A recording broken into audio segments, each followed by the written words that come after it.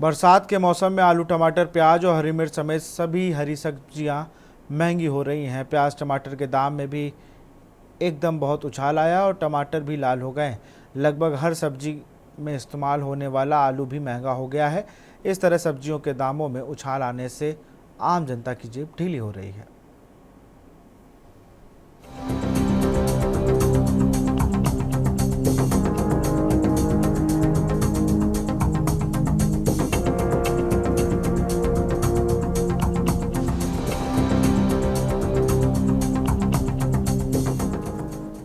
हर साल की तरह इस साल भी बरसात के मौसम में सब्जियों के दामों में उछाल देखने को मिल रहा है। लगातार बारिश होने के चलते बारिश का पानी तबाही मचा रहा है। इस बारिश से फसलों पर बुरा प्रभाव देखने को मिल रहा है। पिछले कुछ दिनों से तेज बारिश होने के चलते कानपुर समेत अन्य कई जिलों में सब्जियों और फलों को काफी नुकसान हुआ है, जिसके बाद से बाजारों में इनके दाम बढ़ गए हैं। किसानों का कहना है कि बारिश से सब्जियों की फसल बर्बाद हो जाने के कारण सब्जियों की कीमत आसमान छूने लगी है। आलू, टमाटर, प्याज और हरी मिर्च समेत सभी हरी सब्जियां महंगी हो गई हैं। प्याज के दाम में एकदम बहुत उछाल आया है और टमाटर भी लाल हो गए हैं। लगभग हरी सब्जी में इस्तेमाल होने वाला आलू भी महंगा हो गया है। इस तरह सब्जियों के दामों में उछाल आने से आम जनता की जेब ढीली हो रही है। भीषण गर्मी ने पहले फसलों को नुकसान पहुंचाया, उसके बाद लगातार हो रही भारी बारिश ने सब्जियों की फसल को बर्बाद कर दिया है, जिससे खेतों में पानी भर गया है। लौकी, तरोई, टमाटर और हरी मिर्च समेत कई फसलों को नुकसान हो रहा है। बरसात के मौसम में सब्जियों में कीड़े लग जाते हैं और स्टॉक में रखे गए आलू, प्याज आदि भी सड़ जाते हैं। यही वजह है कि सब्जियों के दाम हर साल बरसात में बढ़ जाते हैं। अब पानी की बारिश की वजह से कम माल निकलता है, खर्ची कम हो जाती है। हाँ, कीड़े भी लगते ज़्यादा, बारिश में ज़्यादा कीड़ा लगा। अरे उमस के लिए मतलब दिक्कत है, कीड़े लगता है और पैदावारी कम है। कारण क्या है, सबसे बड़ी तो गर्मी और पानी की बरसात। लौकी है, तरोई है, अब ज़मीन में ये जो रहता है, जब बारिश होती है तो उसके कारण जो माल सीधा पड़ा है वो मर जाता है। जब मर जाता है, जब माल ही कम निकलेगा तो महंगाई बढ़ेगी जाके, और यहाँ से चकरपुर तक, मंडी तक माल जाता है। नुकसान का गर्मी वजह से ज़्यादा से फसल इस बार आ नहीं पाई है। हम क्या, हर मार्केट में हर फसल की वो है इतनी तबाही की, इसी वजह से महंगाई हो गई है। कोई भी लौकी भी लो, करेला भी लो, बैंगन लो, जब पेड़ में फल ही नहीं आएगा तो महंगाई तो बढ़ेगी ही। भीषण गर्मी के बाद हुई कुछ दिनों लगातार बारिश की वजह से फसलों को भारी नुकसान हुआ है। इस वक्त मैं मौजूद हूँ बिठूर के शिवदीनपुरा इलाके में। यहाँ पर हरी सब्जियों की खेती होती है। किसानों का कहना है कि बारिश हो जाने की वजह से फसलों में जो फूल निकलता है वो झड़ गया, जिसकी वजह से फसल की उपज कम हुई है। इस वजह से बाज़ारों में सब्जियां नहीं पहुंच पा रही हैं, जिसकी वजह से लगातार सब्जियों के दाम में बढ़ोतरी होती जा रही है। कानपुर से आकाश रावत, के न्यूज़ इंडिया। हमने 8-9 महीने पहले इसकी शिकायत करी थी। इसमें पीडब्ल्यूडी विभाग, वन विभाग, और अंत में जब कहीं से हमें कोई उत्तर मिलने की आशंका नहीं रही तो हमने माननीय जिलाधिकारी महोदय से इसकी शिकायत की और उनके द्वारा एसडीएम चक्राता के लिए निर्देशित किया गया। जी, मैं समझाने दोबारा रिपीट करें। यदि जो रोड बना रही है जो संस्था थी, अगर उनके द्वारा एनओसी नहीं ली गई आपके विभाग द्वारा, तो क्या उनसे भी जो सवाल? देखिए, उनसे भी पत्राचार किया जाएगा और ये सीधे सीधे मैं क्लियर कर जो है मीडिया बंधुओं को बता दूं कि अगर कोई भी विकास कार्य किए जा रहे हैं तो प्रयुक्त एजेंसी या यूजर एजेंसी जो भी है, ये उनकी जिम्मेदारी है कि वो नियमों की सीमा में रहकर निर्धारित पात्रता की अनुज्ञा प्राप्त करें। पीडब्ल्यूडी को लेनी चाहिए थी आपसे? बिल्कुल लेनी चाहिए। जम्मू कश्मीर के कठुआ में आतंकी हमले में शहीद हुए जनपद पौड़ी के रिखी खाल ब्लॉक के निवासी दोनों वीर जाबाज सैनिकों के पार्थिव शरीर मंगलवार शाम को सेना के हेलीकॉप्टर से कोटद्वार के ग्रांसगंज स्थित हेलीपैड पर लाए गए।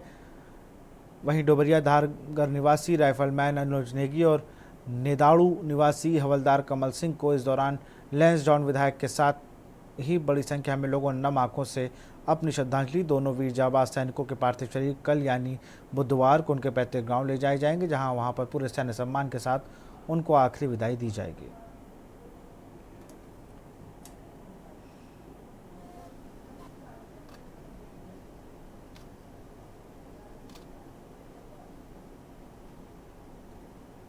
सर इसमें ऐसा है कि जब ये 28/12/2022 को जो संयुक्त निरीक्षण हुआ था, फॉरेस्ट के साथ और विभाग और रेवेन्यू वगैरह सारी टीमें रहती हैं उसमें, तो जितने ही पेड़ थे उस समय वो रिपोर्ट संयुक्त निरीक्षण जैसे आपको दिखा भी दी गई है उतनी थी। उसके बाद जब यहाँ पे चालदा महाराज जी का कुछ प्रोग्राम था, तो जैसे अभी आपको पता लगा स्थानीय ग्रामवासी द्वारा इसमें कुछ काम किया गया जो कि हमारे संज्ञान में नहीं है उस समय जो किया गया था। और उसके बाद जब हमारा ये जियो हुआ हमारा दिसंबर में 23 में, उसके बाद हम जब हमारा ये टेंडर की प्रक्रिया में शुरू करनी थी, तो टेंडर प्रक्रिया शुरू करते समय जब हम यहाँ पर आए थे तो उसमें कुछ काम हो चुका था। जैसा अभी ग्रामवासी ने बताया कि उन्होंने पहले इसमें सड़क काटी थी, तो हमने उसका विस्तृत सर्वेक्षण किया और सर्वेक्षण के बाद जो हमारा एलिमेंट था, तो हमने जो पहले काट दिया था उसका बचे हुए अवशेष पार्ट का ही हमने टेंडर कॉल किया और उतनी ही क्वांटिटी निकाल के उसकी मात्रा का आकलन करके उतनी मात्रा का हमने किया। रुद्रप्रयाग जनपद के कांडगर भारू निवासी नायक सूबेदार आनंद सिंह रावत देश के लिए शहीद हो गए हैं। जब से परिजनों और ग्रामीणों को शहीद होने की सूचना मिली तब से घर का माहौल गमगीन हो गया है। शहीद के घर पर आसपास के लोगों की भीड़ जुट रही है। आनंद सिंह रावत को 2 साल पहले ही प्रमोशन मिला था। 6 माह पहले ही यह गाँव आए थे। घर में इनकी बुजुर्ग माता और बड़ा भाई रहता है, जबकि पत्नी और दोनों बालक पिछले कई वर्षों से देहरादून में रह रहे थे। अब मेरे क्लासमेट भी थे ऐसे और साथ में पढ़े, हमने साथ में पढ़ाई लिखाई की यहाँ पे काना गांव में ही, और तिलक नगर हाई स्कूल भी है। ये 2001 में भर्ती हुए थे और इनके परिवार में इनके माताजी और इनका बड़ा भाई और 2 बहनें भी तो शादी हो चुकी है। 2 बच्चे हैं इनके और ये देहरादून में रहते थे। देहरादून में ही इनका मकान है। यहाँ कभी अपने पैतृक गांव कभी आते थे और आज बहुत दुख की बात है सुनकर कि आनंद सिंह जी शहीद हो गए देश के लिए। जहाँ सूबेदार साहब की बात है, चाचा हैं हमारे और हम बचपन से ही साथ में हैं। प्राथमिक से लेके 8वीं तक हमने गांव में ही पढ़ाई की। इसके बाद तिलक नगर में इंटर करा। 2001 में चाचा जी फौज में भर्ती हो गए थे और उसके बाद निरंतर सेवा में थे और आज सूबेदार और आज राष्ट्र के लिए, अपने देश के लिए सर्वोच्च बलिदान भी प्राप्त हुआ। जम्मू कश्मीर के कठुआ जिले में घात लगाकर आतंकियों ने सेना के वाहन पर ग्रेनाइड से हमला बोल दिया। हमले में जेसीओ सहित सेना के 5 जवान शहीद हो गए, जबकि 5 घायल हो गए। वहीं आतंकी हमले में सेना के 22 गढ़वाल राइफल्स से उत्तराखंड के 5 जवान शहीद हो गए। हमले में घायल 5 जवानों को कठुआ के बिलवार सामुदायिक स्वास्थ्य केंद्र से देर रात पठानकोट मिलिट्री हॉस्पिटल में रेफर किया गया है।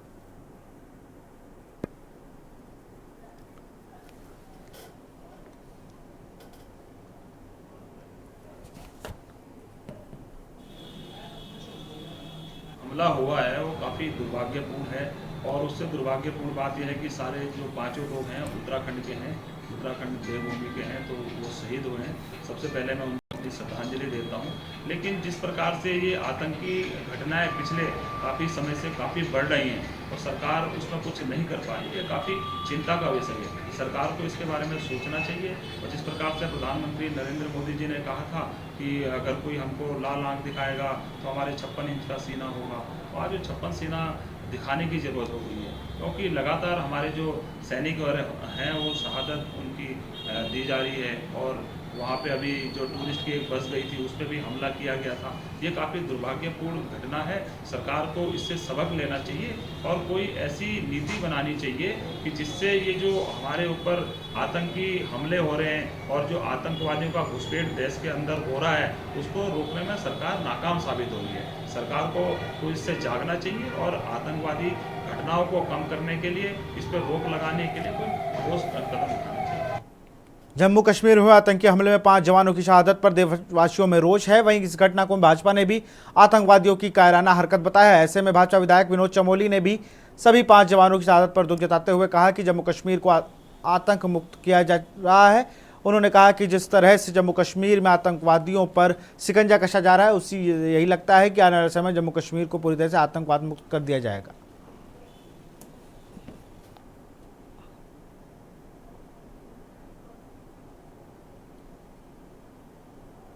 जम्मू कश्मीर को आतंकवादियों से मुक्त कराने का अभियान चल रहा है। निश्चित तौर पर जब कोई बड़ा अभियान चलेगा तो उसका रिएक्शन भी होगा। तो मैं इसको इसी तौर पर देखता हूँ कि वहाँ पर जो अभियान हमारा चलाया जा रहा है वो आगे चल के सक्सेसफुल होने वाला है, क्योंकि जिस तरह से आतंकवादी निकल कर आ रहे हैं और इस तरह घटनाओं का अंजाम दे रहे हैं, तो कहीं ना कहीं वहाँ पर शिकंजा कसा गया है और हमें अपने सेना पर भरोसा रखना चाहिए। खबर पौड़ी से है, जहां जम्मू कश्मीर के कठुआ में शहीद हुए 5 जवानों में एक टिहरी के थाटी डागर गांव का जवान आदर्श नेगी था। शहीद आदर्श नेगी के गांव में उनकी शहादत की खबर से शोक की लहर छा गई है। बता दें कि 2 माह पूर्व शहीद आदर्श ताऊ का बेटा भी शहीद हो गया था। 2 बेटों की शहादत से परिवार पर दुख का पहाड़ टूट गया। आदर्श नेगी वर्ष 2018 में गढ़वाल राइफल में भर्ती हुआ। विधायक देवप्रयाग ने शहीद के परिवार से मिलकर अपनी संवेदनाएं व्यक्त की। हाँ, तो खुश मिजाज वाला था, पूरे गांव का पसंदीदा था वो। हाँ, हम सरकार से ये तो कहना चाह रहे कि एक बार ऐसा सॉल्यूशन निकालना चाहिए कि बार बार ऐसी घटनाएं ना हो, लोगों को, जवानों को शहादत न देनी पड़े। आज ये जो कश्मीरी आतंक की जो घटना हुई है, इसमें हमारे गांव से छोटा भाई आदर्श नेगी शहीद हुआ है। इसकी सूचना हमें कल रात को मिली और जब से सूचना मिली है पूरे परिवार के साथ पूरा गांव शोक में है। और इससे पूर्व हमारे गांव से मेजर प्रणय नेगी की शहादत की खबर भी हमें मिली थी। और जो ये आतंकी हमला हुआ है और जितने हमारे उत्तराखंड के जवान शहीद हुए हैं, रात लगभग 9:30 बजे के करीब जो है कि यूनिट से फ़ोन आया था कि वहाँ पे वो एक आर्मी में जो है आतंकवादियों ने जो कोई अटैक कर दिया और उसमें जो है हमारा ये बच्चा आदर्श ये इंजर्ड हुआ है। बालक को मैं बहुत पहले से जानता था और जब मुझे सुबह ये सूचना मिली कि मेरी विधानसभा का जो बालक है आदर्श नेगी वो शहीद हो गया है, तो मैं उनके परिजनों से मिला, उनके पिताजी और माताजी से मिला और उनके परिवार से मेरा बहुत गहरा नाता रहा पहले से। विधायक होने नाते तो स्वाभाविक है, मगर पारिवारिक नाते भी उनसे मेरा नाता था। और अभी 2 महीने पहले उनका ही ताऊजी का बेटा मेजर प्रणय नेगी शहीद हुए थे, जो डोईवाला में रहते हैं। और मैं भगवान से ऐसी प्रार्थना करूँगा दिव्य आत्मा को अपने श्री चरणों में स्थान दें और उनके माता पिता को इस दुख की घड़ी में सहन क्षमता उनको प्रदान करें। सितारगंज जनपद के उधम सिंह नगर प्रभारी मंत्री एवं सरकार में कृषि मंत्री गणेश जोशी ने उधम सिंह नगर के सितारगंज में बाढ़ प्रभावित क्षेत्रों का दौरा किया। जलभराव का तथा नुकसान का स्थलीय निरीक्षण कर आपदा प्रभावित परिवारों को हर संभव मदद का आश्वासन दिया। सितारगंज नानक मत्ता होते हुए यहाँ पर आया हूँ। आज हमारी जो प्राथमिकता थी सबसे पहले लोगों की जान माल की रक्षा करना। पूरा प्रशासन यहाँ पर लगा हुआ था। मैंने जब यहाँ के प्रभावित लोगों से बातचीत की, प्रशासन की कार्रवाई से बहुत खुश थे। उन्होंने कहा कि साहब अगर ये नहीं होते तो शायद हमारी जान चली जाती। हालांकि 3 कैजुअल्टी यहाँ पर भी हैं और टारगेट में 2 लोग लापता हैं और सरकार द्वारा जो हर संभव मदद है इन लोगों को दी जा रही है। अभी मैंने राजा जी से कह दिया कि जो त्वरित सहायता राशि है तुरंत इनको वितरित की जाएगी। उसके बाद इनके जो पशु हानि हुई है उसका मुआवजा इनको दिया जाएगा। खबर मंगलौर से है। 10 जुलाई को मंगलौर विधानसभा में होने वाले उपचुनाव को लेकर कांग्रेस ने भाजपा पर चुनाव में गड़बड़ी किए जाने का आरोप लगाया है। मतदान के दिन कांग्रेस के कई दिग्गज सांसद और विधायकों ने मंगलौर में डाल दिया है। मंगलौर में कांग्रेस ने प्रेस वार्ता में पहुंचे राज्यसभा सांसद नीरज, सहारनपुर सांसद इमरान मसूद, प्रदेश अध्यक्ष करण मेहरा, पूर्व मुख्यमंत्री हरीश रावत सहित कांग्रेस के दिग्गज नेताओं ने कहा कि भाजपा को उपचुनाव में किसी सूरत में गड़बड़ी करने नहीं देंगे।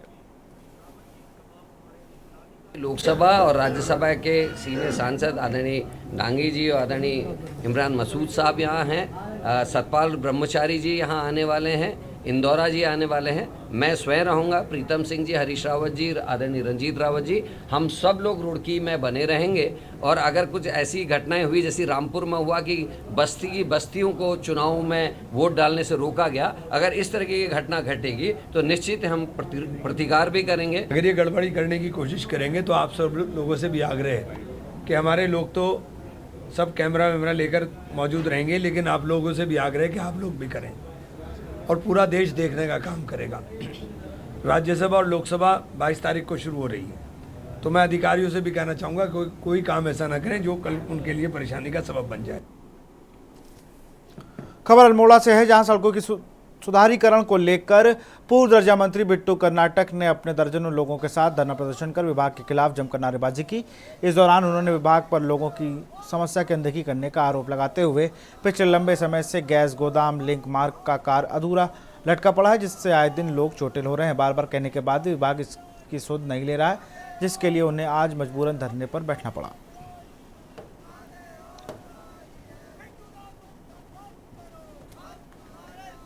समय से सड़क क्षतिग्रस्त है, गैस गोदाम संपर्क मार्ग, और हमारी एक सड़क और भी थी जिस पर हमने लंबे समय से 2014 में उसकी घोषणा की थी, मुख्यमंत्री घोषणा, वो भी अभी तक उसका निर्माण कार्य प्रारंभ नहीं हो पाया। तो सड़कों को लेकर हम यहाँ बैठे हुए हैं, अधिकारी आए हैं, उन्होंने आश्वासन दिया है 1 सप्ताह का, और हम लगातार पत्रों के माध्यम से, ज्ञापनों के माध्यम से, धरना प्रदर्शन के माध्यम से सरकार को और विभाग को चेताने का काम। लापरवाही नहीं है, कई तरह के कंस्टेंट्स होते हैं जिसके अंतर्गत हमें कार्य करना पड़ता है। अभी जैसे आप लोग की जानकारी में होगा, यहाँ पे जल निगम ने सीवरेज का काम किया था, इसके कारण से काफ़ी टूट फूट हुई है और कुछ पैसे दिए थे, कुछ काम करा दिए हैं, बाकी जो है अभी शीघ्र ही पैसा आने वाला है। जैसा कि माननीय ने कहा है, हम शीघ्र ही काम को शुरू कर देंगे। चूंकि बरसात का मौसम था, ये काम करना संभव नहीं हो पा रहा था। खबर उत्तरकाशी से, जहां बड़कोट पंपिंग योजना की वित्तीय स्वीकृति की मांग को लेकर महंत केशवगिरी महाराज जी का भूख हड़ताल चौथे दिन भी जारी है। इधर उनकी भूख हड़ताल की जानकारी पर उपाड़ी गांव की महिलाएं धरना स्थल पहुंची और उन्होंने देखकर रो पड़ी। महिलाओं ने सरकार को कोसते हुए कहा कि योजना की स्वीकृति क्यों नहीं दी जाए, जबकि लोग पानी की किल्लत से जूझ रहे हैं।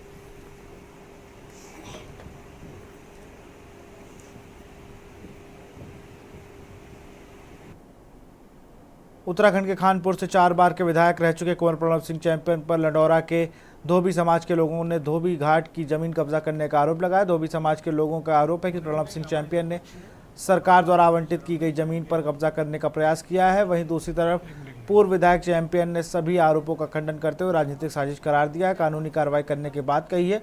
पूर्व विधायक चैंपियन ने कहा कि कुछ लोगों के द्वारा उनकी छवि धूमिल करने का प्रयास किया जा रहा है, जिसमें ऐसे लोगों को सफल नहीं हो पाएंगे। उन्होंने कहा कि वह मंगलौर उपचुनाव प्रचार प्रसार में व्यस्त चल रहे हैं, जिसका फायदा उठाते हुए भूमाफियाओं के द्वारा उनकी संपत्ति को हड़पने का प्रयास किया जा रहा है, जिसके दस्तावेज भी उनके पास उपलब्ध हैं। उन्होंने कहा कि कल उपचुनाव का मतदान है, जिसके बाद या वह कानूनी कार्रवाई करेंगे और ऐसे भूमाफियाओं के खिलाफ मुकदमा दर्ज कर जवाब देंगे।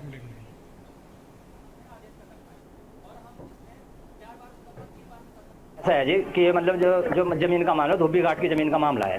ये धोबी घाट का पक्का निर्माण हुआ है, आप ये देख सकते हैं पीछे, मतलब सारा धोबी घाट का पक्का निर्माण हुआ है। और क्या नाम, उधर धोबी समाज के नाम के पट्टे हैं, जो मतलब मकान बने हुए धोबी समाज के। तो 2004 में जिस टाइम पर नगर पंचायत ने उस पर मतलब वो बनाना चाहे थे, अपना ट्वेल लगाना चाहता, तो धोबी समाज के लोगों ने 2007 में धरना प्रदर्शन किया था, जिसमें मेरे और धोबी समाज के खिलाफ रोड जाम का मुकदमा हुआ था। फिर मतलब राज्य सरकार ने वो मुकदमा वापस लिया, 10 साल मुकदमा चला, लेकिन राज्य सरकार ने वापस लिया, मैंने मतलब उसमें वो करा था। और अब डीएम साहब का आदेश आया, असली जो लड़ाई है नहीं, एक डीएम साहब का आदेश हुआ पट्टा नियमित करने का। ये पर लिखा हुआ है 834 नंबर राजा बलवंत सिंह के नाम है, जो आज का 400 नंबर है, और लगभग 33 बीघा इसका रकबा है, जिसको वो भूमाफिया। फिलहाल इस बुलेटिन में इतना ही। देखते रहिए न्यूज़ इंडिया। नमस्कार। आप देख रहे हैं के न्यूज़, खबरों